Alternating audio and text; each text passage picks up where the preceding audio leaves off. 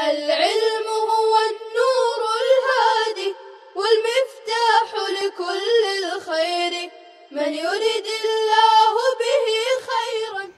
بسم اللہ الرحمن الرحیم نحمد و نصلی علی رسول الکریم اما بعد. عزیز طلبہ کرام اور ناظرین حضرات، السلام علیکم ورحمۃ اللہ وبرکاتہ. ہم گزشتہ اسباق میں اسماء غیر متمکن کی قسمیں پڑھ رہے تھے، جس میں ہم نے اسم اشارہ، اسم موصول، ضمائر، اسماء ظروف، یہ ہم نے تفصیل کے ساتھ الحمدللہ پڑھ لیا ہے. آج اسی کی اسماء غیر متمکن کی جو 8 قسمیں ہیں، اس میں ایک قسم ہے اسم کنایہ. اسم کنایہ کو انشاءاللہ پڑھیں گے. کنایہ کے اصل معنی آتے ہیں ابہام کے، اشارے کے، یعنی آپ بولو کچھ اور سامنے والا اس کو سمجھے لیکن تیسرا والا شخص اس کو نہ سمجھ سکے، اسے کنایہ کہتے ہیں. اس کی تعریف ہے، کنایہ یہ ہے کہ کسی معین شے کو مبہم لفظ کے ساتھ بولا جائے. اب معین شے کا مطلب یہ ہے کہ بولنے والا بول رہا ہے، اسے معلوم ہے کس کے بارے میں بات چل رہی ہے، اور جس کو بولا جا رہا ہے اس کو معلوم ہے کہ کس کے بارے میں بات چل رہی ہے، لیکن جو زبان استعمال کی جا رہی ہے وہ مبہم الفاظ کا استعمال اس میں کیا جا رہا ہے. وہ زبان مبہم ہے، الفاظ مبہم ہے کہ تیسرا شخص نہیں سمجھ سکتا کہ یہ بات، جیسے 2 شخص کھڑے ہوئے ہیں اور 2 شخص کسی بارے میں بات چل رہی ہے اور تیسرا شخص آ کے کھڑا ہو جاتا ہے، تو پہلا شخص اب یہ کہے گا کہ پتہ ہے وہ اس نے یہ کیا، اس نے پھر یہ کیا. اب یہ اس میں ابہام ہے کہ اس سے کوئی بھی چیز ہو سکتی ہے، کوئی بھی شخص مراد ہو سکتا ہے، لیکن یہ بولنے متکلم کو ہی معلوم ہے اور مخاطب کو ہی معلوم ہے. لیکن جو تیسرا بندہ یا تیسرا شخص کھڑا ہوا ہے جو سن رہا ہے، اس کے لیے وہ مبہم ہے، تو اس کے لیے یہ لفظ کنایہ ہو جاتا ہے. یعنی کنایہ اور اشارے میں بات کرنا، یہ چیز اسی کو کنایہ کہا جاتا ہے. اب جیسے قال فلان، فلاں نے کہا، اس مثال میں فاعل متعین ہے کہ فلاں نے کہا، لیکن اس کو ایسے لفظ سے، یعنی فلاں لفظ سے بولا گیا جو مبہم ہے، یعنی جس کا معنی متعین نہیں.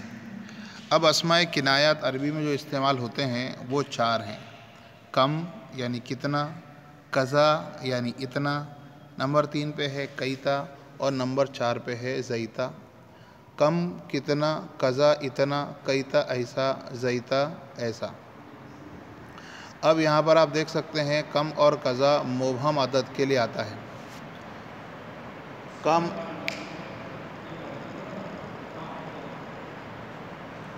کم اور کذا یہ مبہم عدد کے لیے آتے ہیں. جیسے کم ربیۃً عندک، کم ربیۃً عندک، آپ کے پاس کتنے روپیے ہیں. اب یہاں پر کم کتنا ہے یہ پتہ نہیں ہے، لیکن پوچھا جا رہا ہے اور بتایا جا رہا ہے، تو کم ربیۃً عندک، آپ کے پاس کتنے روپے ہیں. تو کتنے روپے یہ مبہم ہے، جب تک سامنے والا متعین نہ کر دے وہ غیر متعین ہی رہے گا، مبہم رہے گا. تو کم ربیۃً عندک. اب سامنے والا جواب دے رہا ہے عندی کذا و کذا ربیۃً، میرے پاس اتنے روپے ہیں. کذا و کذا ربیۃً، وہ کذا و کذا بول تو رہا ہے لیکن اشارے سے، یا تو ہاتھ سے اشارہ کر رہا ہے یا لکھ کر بتا رہا ہے.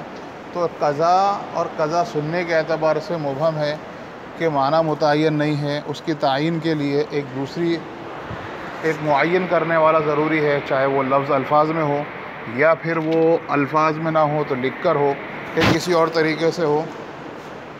تو اندی کذا و کذا ربیۃً، آپ نے دیکھا کم کے معنی کتنا ہے اور کذا کے معنی اتنا، جتنا معنی متعین کرنا ہو اتنا معنی اس میں ہوگا. کیتا اور زیتا مبہم بات کے لیے آتے ہیں. جیسے قال فلان، فلاں نے کہا، کیتا و کیتا، کہ فلاں شخص نے ایسی بات کہی، فلاں شخص نے ایسا کہا. اب یہاں پر بھی آپ دیکھ سکتے ہیں کہ جو متکلم ہے اس کو معلوم ہے کیا کہہ رہا ہے، اور جو مخاطب ہے اس کو معلوم ہے کہ کس بارے میں بات ہو رہی ہے، لیکن تیسرا شخص نہیں جانتا. تو اس کو کہیں گے عربی میں کیتا و کیتا، فلاں نے کہا کیتا و کیتا. یہ اسی طرح کیتا کی طرح استعمال ہوتا ہے قال فلان زیتا و زیتا. اب زیتا ویتا یہ ایسا ہے جیسے ہم عربی اپنے اردو میں کہتے ہیں وغیرہ وغیرہ، یہ ساری چیزیں ہوئی ہیں، ایسا ویسا ہوا ہے. تو یہ ساری چیزیں اردو میں ہوتی ہیں، یہی عربی میں بھی اسی طرح ہوتی ہے. اب یہ خالی اشارتاً بیان کیا گیا ہے، کنایتاً بیان کیا جاتا ہے، معنی اس کا متعین نہیں ہے. تو اب ان کے معنی متعین نہیں ہے تو یہ اسماء کنایات ہیں، یعنی اشارہ کرنے والے اسماء ہیں. اب یہ اشارہ کرنے والے اسماء ہیں اور یہ مبنی ہے. کیتا زیتا یہ فتح پر مبنی ہے، کم اور قضا یہ سکون پر مبنی ہے، اور مبنی ہے تو اس میں غیر متمکن کی قسموں میں ان کو شمار کیا جاتا ہے. کم، یہاں پر کم کا استعمال جو بتایا گیا ہے کتنا، یہ کم کی دو قسمیں ہیں. کم کے بعد جو لفظ آتا ہے وہ منصوب ہوتا ہے، تمیز بنتا ہے. جیسے یہاں پر آپ دیکھ سکتے ہیں کم ربیتن عندک، کم کتنا ربیتن عندک. کم اصل میں کم کا استعمال دو طرح سے ہوتا ہے. کم کبھی استفہام سوال کرنے کے لیے آتا ہے، اور کم کبھی خبریہ آتا ہے، یعنی کوئی خبر بتلانے کے لیے آتا ہے. اور جب کم استفہام کے لیے آتا ہے تو اس کا ترجمہ کرتے ہیں کتنا، کتنے. اور کم کا استعمال، کم جب خبر کے لیے آتا ہے تو اتنے سارے، اتنے سارے. اور علامت کے طور پر یہ بیان کیا جاتا ہے کہ کم کے بعد اگر کوئی تمیز آئے، مطلب ایسا لفظ آئے جس کے اوپر دو زبر کی تنوین ہو، تو کم استفہام یعنی سوال کرنے کے لیے آتا ہے. اور کم جب خبر کے لیے آتا ہے تو اس کے بعد اکثر بیشتر اس کے بعد من حرف جار آتا ہے. جیسے کم من ملکن فی السماوات والارض، آسمان اور زمین میں، آسمانوں اور زمین میں کتنے سارے ملک فرشتے ہیں. کم من ملکن، اب یہاں پر کم من ملکن، یہاں پر کم خبریہ ہے، اور اس کے علامت کے طور پر اس کے بعد من بھی لگا ہوا ہے. اور یہاں پر بہتات مقصود ہے، ان کی عدد بتانا مقصود یہاں پر نہیں ہے. کم من ملکن. اسی طرح قرآن میں کم من فئۃ صغیرۃ، تو یہاں پر کم من فئۃ صغیرۃ، یہاں پر بھی خبر بتانا مقصود ہے کہ کم جو ہے یہاں پر خبر بتا رہا ہے، اور کتنی جماعتیں یہاں مراد ہیں. تو یہ سب یہ متعین نہیں ہے تو مبہم ہے. تو کنایہ میں مبہم ہونا ضروری ہے، متعین ہونا نہیں چاہیے. متعین غیر متعین ہوتا ہے، معین نہیں ہونا چاہیے. تو کم کے اندر کم کا استعمال دو طریقے سے ہوتا ہے، ایک ہے کم خبریہ اور ایک ہے کم استفہامیہ. اور کم استفہامیہ اور کم خبریہ میں فرق یہی ہے کہ کم خبریہ کے بعد اکثر بیشتر من آتا ہے، اور اس وقت اس کا ترجمہ کرتے ہیں اتنے، اتنے سارے، کتنے سارے. اور کم جب استفہام کے لیے آتا ہے تو اس کے بعد آنے والا اسم دو زبر کی تنوین کے ساتھ منصوب ہوتا ہے، تو اس وقت یہ کم استفہامیہ ہوتا ہے، کم خبریہ نہیں ہوتا. تو آئیے ہم آج کا سبق پڑھ لیتے ہیں. اسماء کنایات. کنایہ یہ ہے کسی معین شے کو مبہم لفظ کے ساتھ بولا جائے، جیسے قال فلان، فلاں نے کہا. کنایہ یہ ہے کہ معین شے کو مبہم لفظ کے ساتھ بولا جائے، یعنی معنی معلوم ہو لیکن جو الفاظ استعمال کیے جائیں وہ اس کے معنی متعین نہ ہو، تو مبہم لفظ کے ساتھ بولا جائے.